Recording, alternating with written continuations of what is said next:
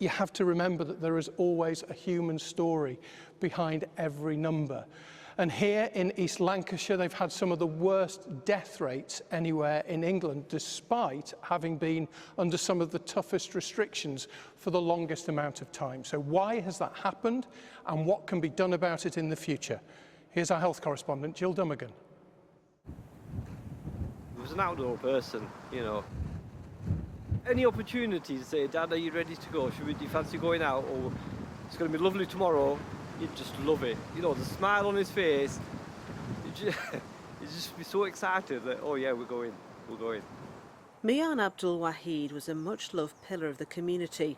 A fit 83-year-old who spent lockdowns walking around the local park.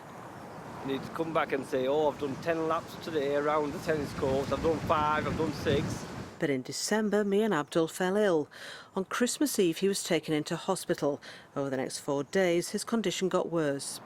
It just deteriorated, you know. One morning we got a phone call saying, listen, he's not going to make it through. So if you want to come up and pay a visit to your father, you know. This whole community has been traumatised by events of the past year. A good friend of mine, he'd lost his wife while she was giving birth. So many incidents, so many people have lost their fathers. A neighbour of ours, you know, he passed away recently, not so long ago. Yeah, it's just, it's like a generation has gone. This part of Lancashire suffered some of the highest death rates in England, and this third wave has been particularly brutal. But why?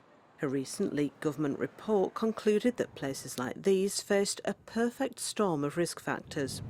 More people were key workers dealing with the public, placing them at more risk of infection. Many jobs were low paid or insecure, meaning people were less likely to self-isolate.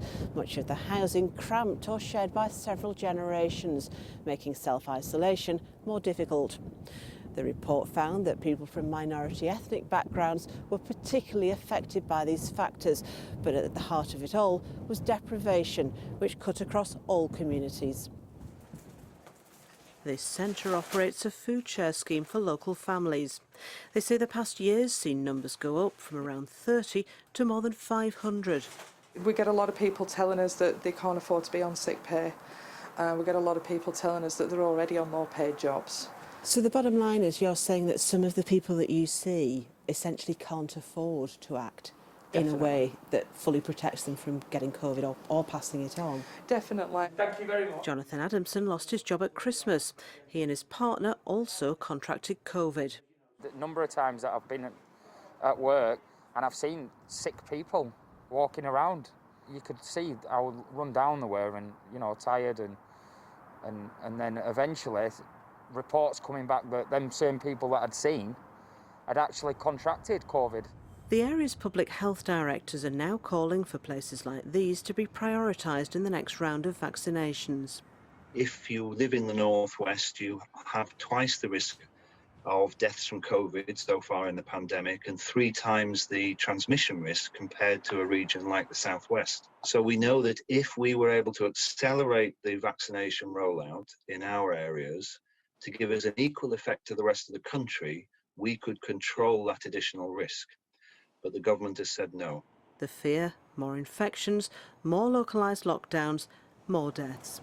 There's not a day that goes by that I don't feel his presence. Dearly missed. He's left a massive hole in my heart.